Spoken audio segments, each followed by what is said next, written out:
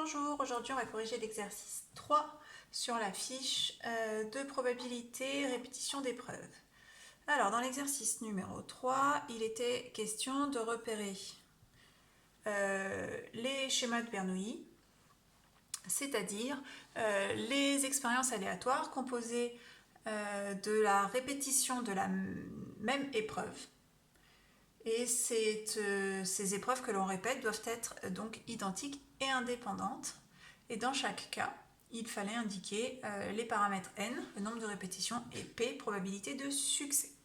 Alors, commençons avec la première. On lance 2 fois de suite une pièce de monnaie truquée, telle que la probabilité d'obtenir pile est de 0,12.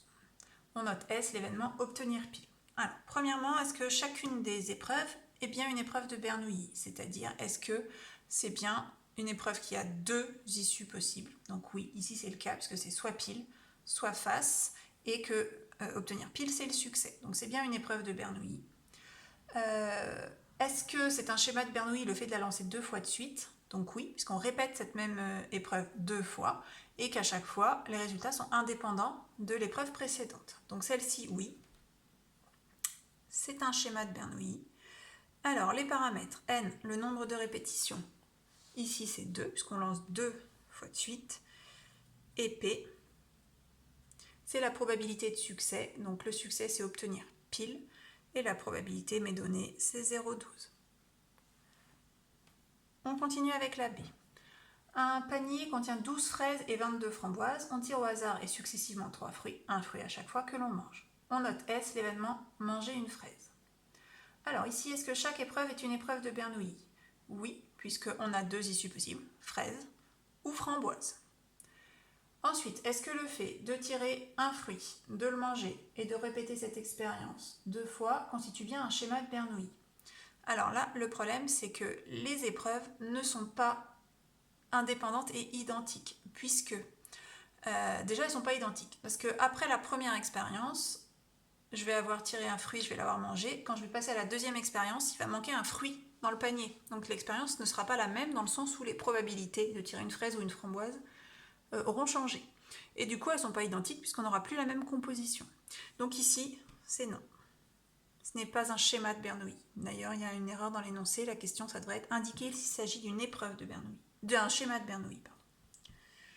On continue avec le C. On a 2 dés. Le premier dé est cubique. Et les 6 faces sont numérotées de 1 à 6. Le deuxième dé est tétraédrique. Donc les 4 faces sont numérotées de 1 à 4. On lance chaque dé successivement, on regarde le résultat obtenu. On note S, l'événement obtenir plus de 3. Alors ici, on a 2 épreuves. La première épreuve, c'est lancer un des dés. La deuxième épreuve, c'est lancer l'autre dé. Le problème, c'est que ces 2 épreuves ne sont pas identiques parce que les issues, même si on a à chaque fois 2 issues, obtenir plus de 3 ou obtenir moins de 3, elles n'ont pas les mêmes probabilités d'apparaître avec le dé cubique qu'avec le dé tétraédrique. Donc ici, les épreuves ne sont pas identiques à cause des probabilités qui sont différentes. On termine avec la D. Une urne contient 3 boules blanches, 2 boules bleues. On tire au hasard une boule dans l'urne, on regarde sa couleur, on la remet. On répète cette expérience 3 fois.